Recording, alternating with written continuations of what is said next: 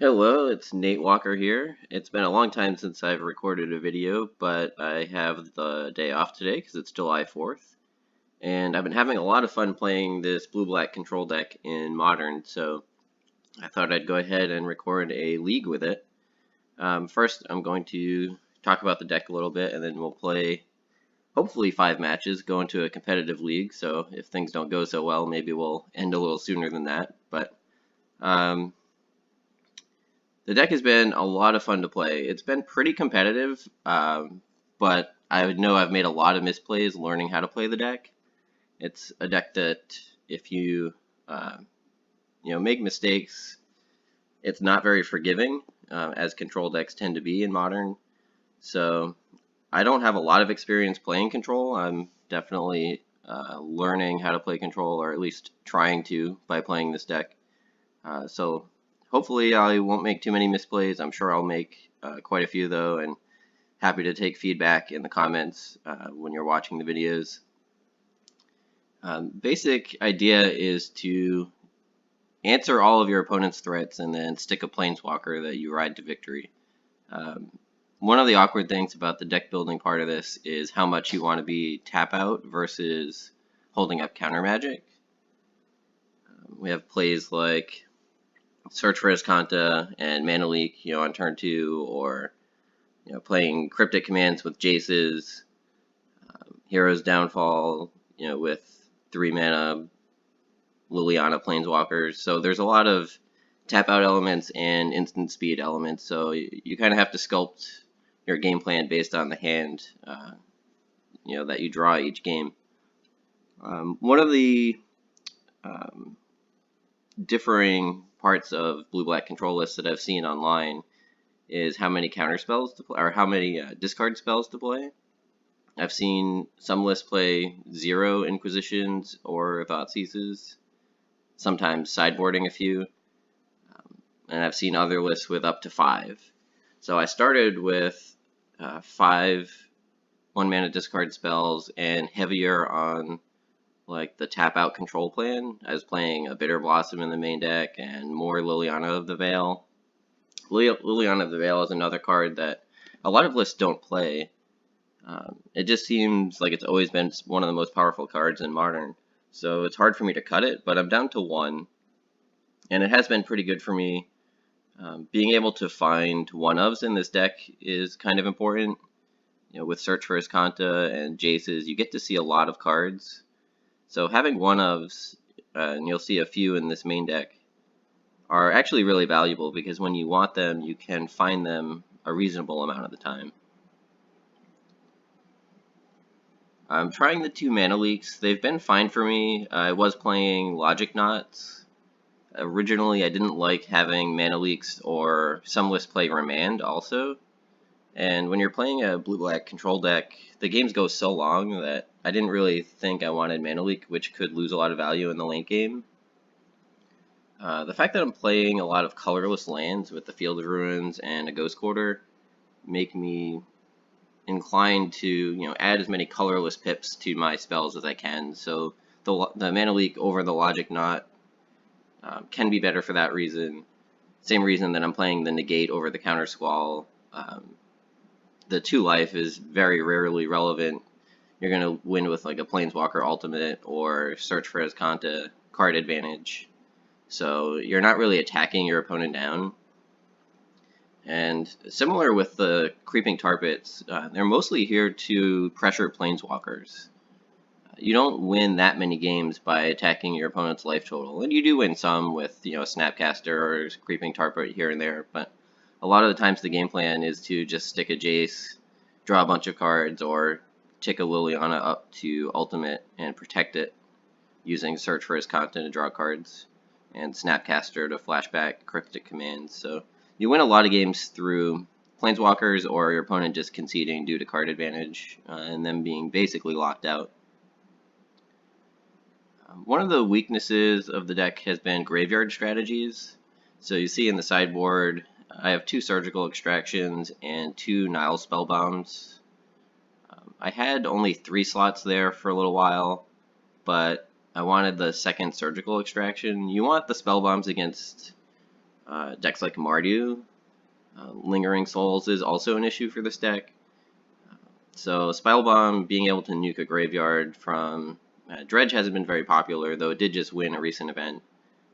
Mardu, and I played against Pyromancer, Ascension, just weirdo graveyard decks like that, where hitting the whole graveyard is valuable. But Surgical Extraction actually helps the Tron matchup a lot. So I originally played versions of Blue-Black with Spreading Seas in the main deck, and I like those versions a lot. That's another card that is somewhat controversial. Some lists play 4, some lists play 0. I'm trying a list with 0 at the moment, but I really do like Spreading Seas. Without it, Tron does feel like a very difficult matchup, but the Surgical Extractions help a lot. So the fact that Surgicals help with some graveyard combo decks and also help against Tron makes me want to dedicate the sideboard slots to Surgical and then cut the Spreading Seas from the main deck for more of the card advantage cards like Search and the discard spells. Not the discarded spells, like card advantage card, but it frees up some slots for some more interaction in the main deck, basically. The Ceremonious Rejections are basically there for Tron. I haven't played against Affinity that much, although that matchup I think is quite good. I think the better matchups are Affinity, Infect, which is starting to get popular again, and Humans is pretty good because of our diversity of removal spells. Basically, any creature deck we're pretty good at fighting. One of the ways that we lose to Affinity or Infect is Inkmoth Nexus, and combined with our weakness to Tron, that's why I added the Ghost Quarter.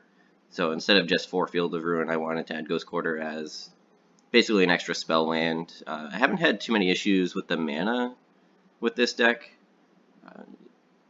So far it hasn't been a problem. Field of Ruin does fix your mana as well. It's a little bit slow. Sometimes it does put you off curve a bit and make things a bit awkward. But you do get to cast your spells. I haven't really had issues with that. And the Serum Visions definitely helps as well. I was originally playing Ancestral Vision in that slot, just 3. And it's good in some matchups, but there are just way too many matchups in Modern where you put a Vision on the stack on turn 1 and you're dead by the time it even gets to be put on the stack. So I cut those for the Serum Visions, and I've been liking them okay. Even Serum Visions I don't think has been that impressive, but it does smooth out your draws. It makes more of your hands keepable. I don't like that in a number of your opening hands you have like 2 Serum Visions and 1 spell. You don't really know what your hand's going to look like. So it has been acceptable, but I don't know. I don't think that they're sacred to the list or anything.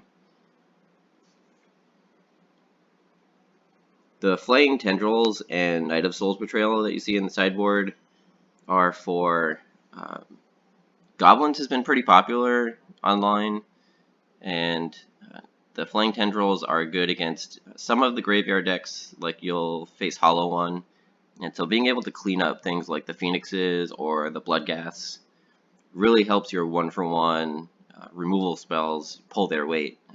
Because you can't go 1-for-1 with a Bloodghast and expect to win. So Hollow One is usually a tough matchup, but the Flaying Tendrils have helped there. And then other random stuff like it's pretty good against Humans. It's good against Infect and Goblins. Like I said, I've been playing against those a decent amount. It's good against Lingering Souls. So you can see that we have 5 really good answers to kind of token-based strategies, which is another weakness of Blue-Black control when you're trying to go 1-for-1 with removal and then stick a Planeswalker. So as far as matchups overall go, I think Affinity, Infect, Humans are all decent.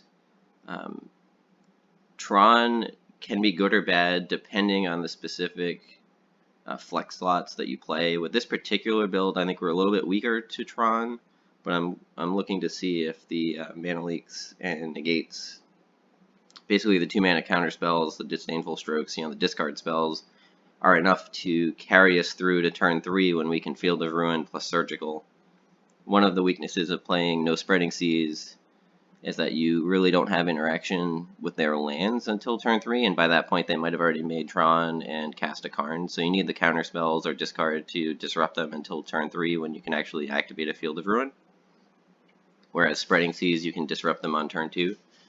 So I'm trying this, hopefully we'll play against Tron at least once, and we can see how this list plays out. But that's been one of the tougher matchups. Also,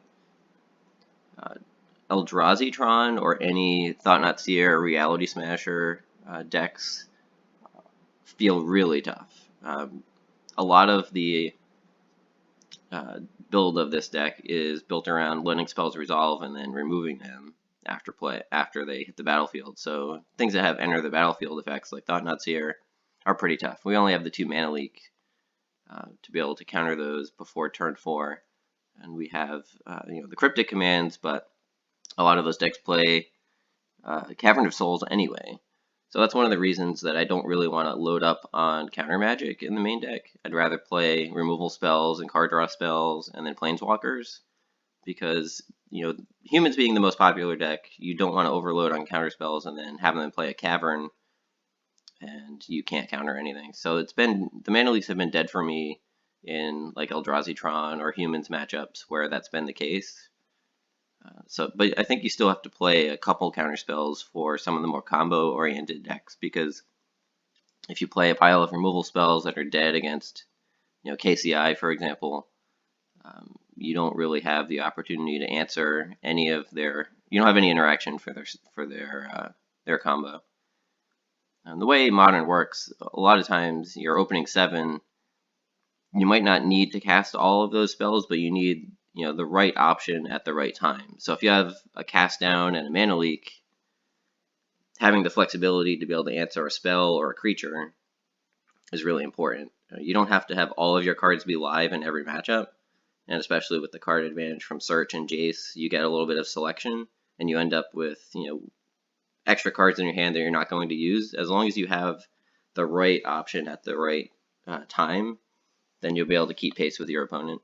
And that's also why I like the discard spells, because they answer everything. You kind of can sculpt your game plan once you see your opponent's hand, and they answer creatures just as well as combo decks. Obviously, they're not very effective later in the game as a top deck. When you're playing control, that is relevant, except, as I keep saying, Search and Jace accumulate so much card advantage that drawing the extra discard spell later isn't really going to matter. You can shuffle it away with Jace, or just survive with having a dead card in your hand because you've got extra card advantage that draws you more live cards. So they've been fine for me. I really like having a turn 1 play that interacts with my opponent rather than just playing a pile of 1 mana cantrips. Like playing Serum Visions and Thought Scours and Tassigers, for example, is another route that people have taken. But I don't like playing the Tassigers because it gives your opponents a target for their spot removal. Right now, our only creatures are Snapcaster Mage, and if our opponents want to spend a removal spell on that, I don't really care, because it's already gotten its value.